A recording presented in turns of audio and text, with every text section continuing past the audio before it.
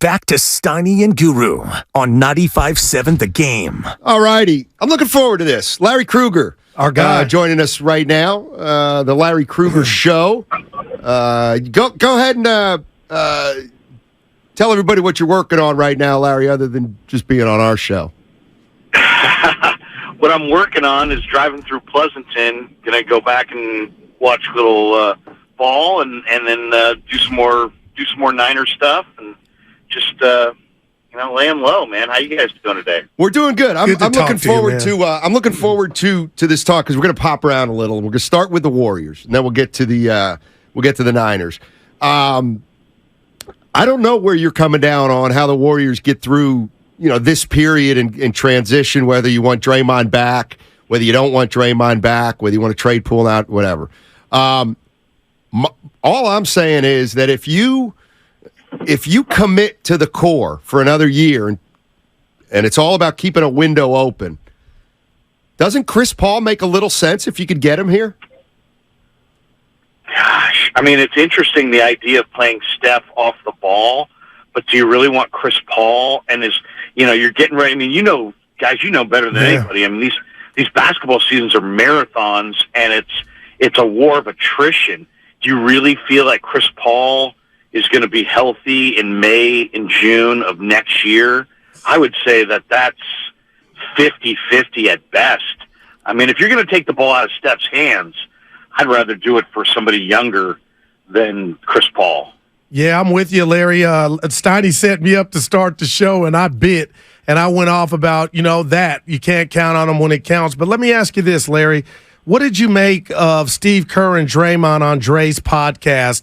I don't want to say it turned me off, but I was shocked because it felt like they were showing and signaling to everybody they're on one island and the youngsters need to step up or they might not even be around. What did you think of that? Well, I mean, it's par for the course. I mean, this year the Warriors should have been called Warriors 1 and Warriors 2 because they were truly two different teams. It was like we have standards for Steph, Clay, Draymond, and Andre. We got standards for the young guys. And it's like, how many good workplaces do you know where half the people have one standard and half the people have the other standard?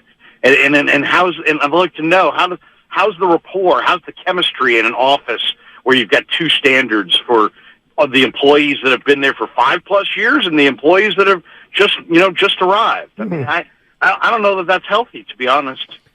Larry Krueger joining us on 95.7 The Game. He'll be with Dan Dibley tomorrow. He's filling in for Mark Willard. So, Larry, you'll be in on the air, 95.7 The Game, 2 to 6 tomorrow. Let me just want to catch up here. Where are you with their decisions? Obviously, Bob's gone, Bob Myers. Steve Kerr's got one more year left. Draymond Green has 1 year left, but he's got a player option. Probably won't come back on 1 year. Who knows? Clay's got one. Like, what are you doing? Like, are you extending Steve Kerr? Are you re-signing Draymond Green? What are you doing with Clay? I'm not paying Clay top dollar anymore. I'm paying him more commensurate with who he actually is instead of, paying him for past deeds. I'm giving Kerr, even though I didn't love the fact that Kerr seemed to struggle with playing the young players, I still have so much respect for Steve, and I don't think I can do any better. So I'm giving Kerr basically the blank check of what does he want to do? Does he want to stay? I'm going to show loyalty. And as far as Draymond Green, I'm going to make it perfectly clear to Draymond Green that I love him and that I want him here to the finish line, and then let's just work it out as far as 1 year, 3 years. Do you redo the deal for a lesser amount? I would like to redo his deal and get a little bit more palatable cap number and stretch it out. But I want him here. I think he's integral to winning. I don't think you win without him. Larry, let me I know you were down at OTAs. I want to switch it up and get your thoughts on the Niners. Larry, we done radio together. I told you I'm rooting for Trey Lance and his opportunity, because I don't feel like we've seen him enough. And at the same token, I can say I know Brock Purdy brought something to the table. I get it. But there have been all these reports about Trey Lance's improved throwing mechanics. but I'm reading Twitter and I'm reading reports in The Athletic about, I know it's OTAs, how he's looked at OTAs, Trey Lance. Can you share with us what you've seen? Because I've been getting some negative stuff too. I think he's looked really good, Goo. I really do. I think he looks good, but there are still. George said it the other day. He said, to be honest, he looks really much improved. But there's also going to have, he's going to have 2 or 3 throws a practice, or maybe a game, if you want to call it in a game context, that just, that are just errant. That it's just in the ground, or just way off target. But overall, I think he looks better. I think his ball looks better. I think he's having fun. I think he's made some absolute dime throws. He made a throw the other day on a fade in the end zone where the defender was draped all over the receiver, and he still found a way to kind of put some touch on it, loft it in there. It was just a perfect dime. So I think he looks pretty good.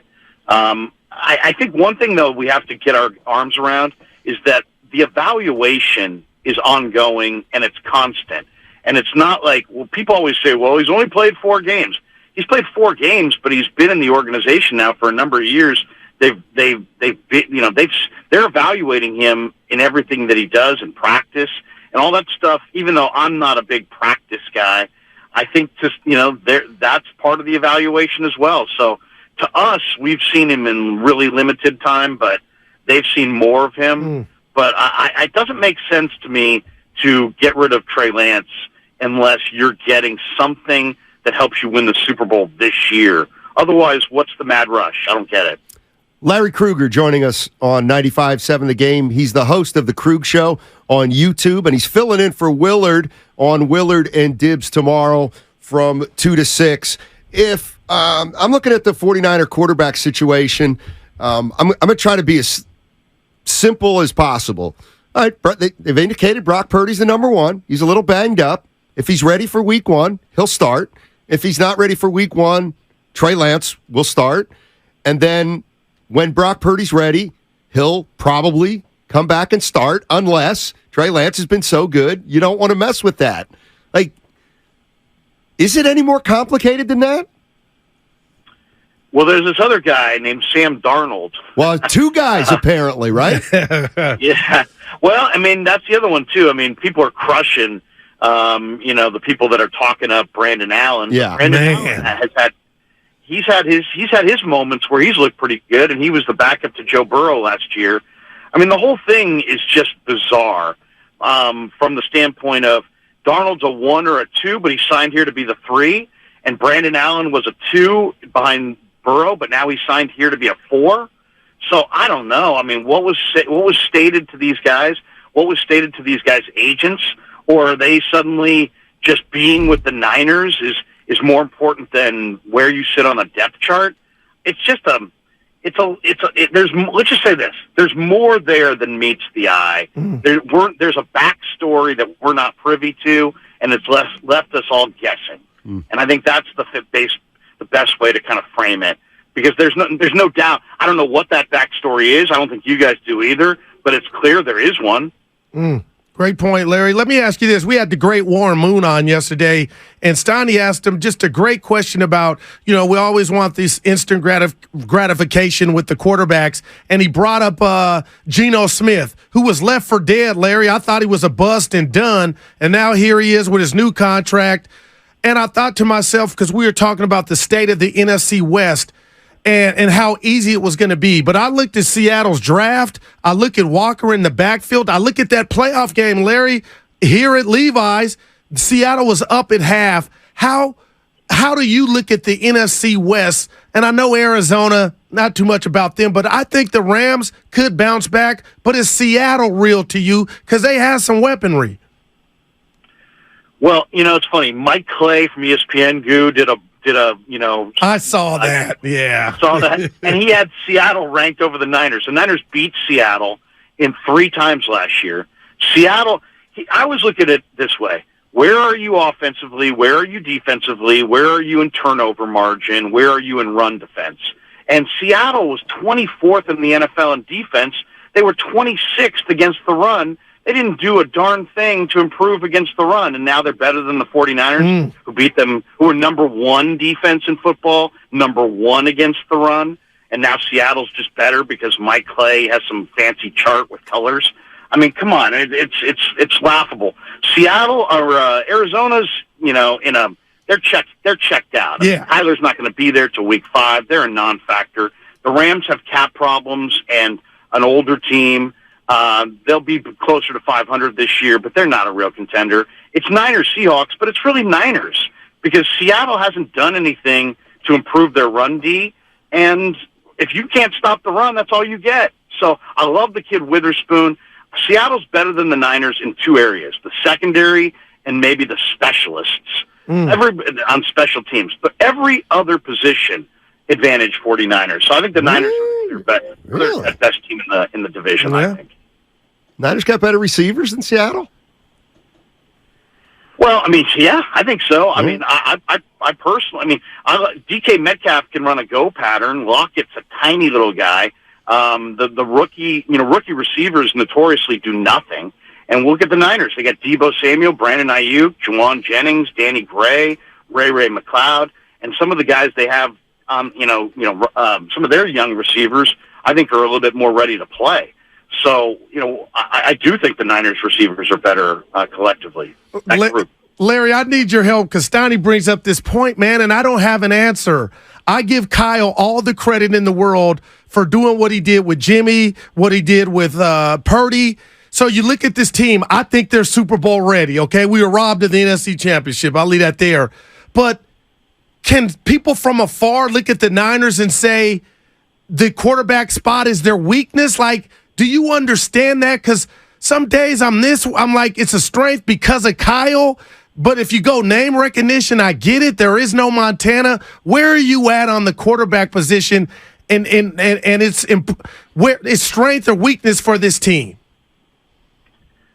I think it's an overwhelming strength, and that's why Shanahan feels so good about it. At the end of the year, they ran out of quarterbacks. Now you could make an argument they have 4 different quarterbacks they could win games with.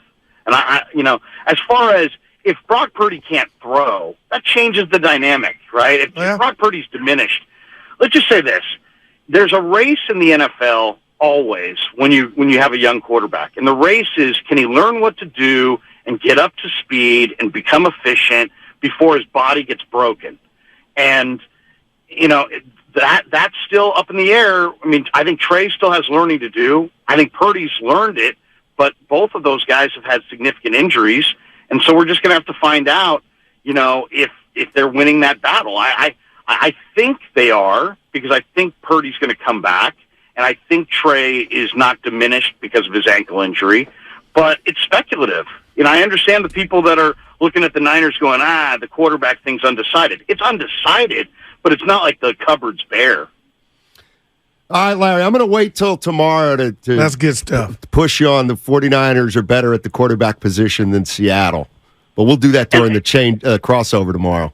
One of the other things I want to get into with you guys, to me, the Warrior thing, all this talk about LeBron and these shortcuts, the Warriors built their core, guys, by finding skill that other people saw flaws in the draft.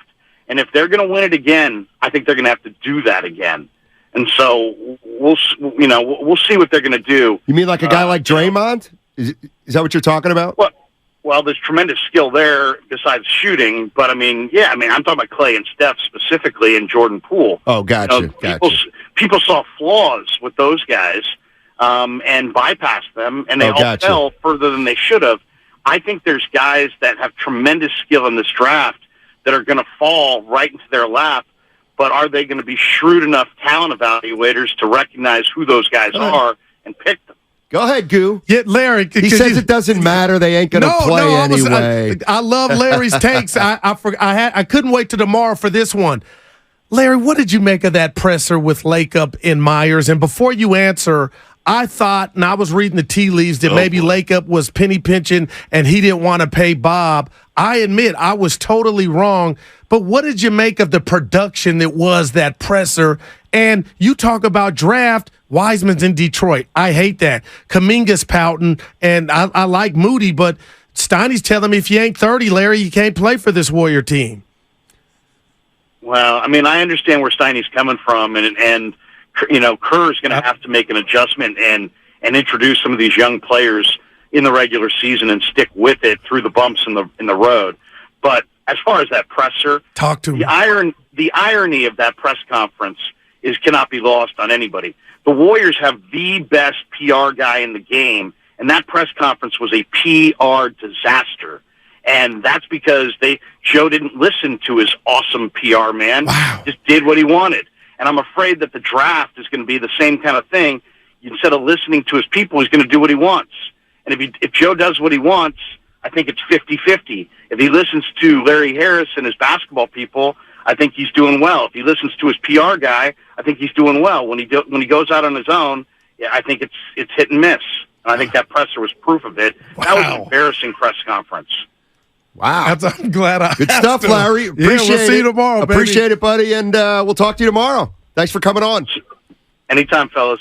Larry Krueger, host of the Krug Show on YouTube, and he's filling in for Willard on Willard and Dibs tomorrow from 2 to 6.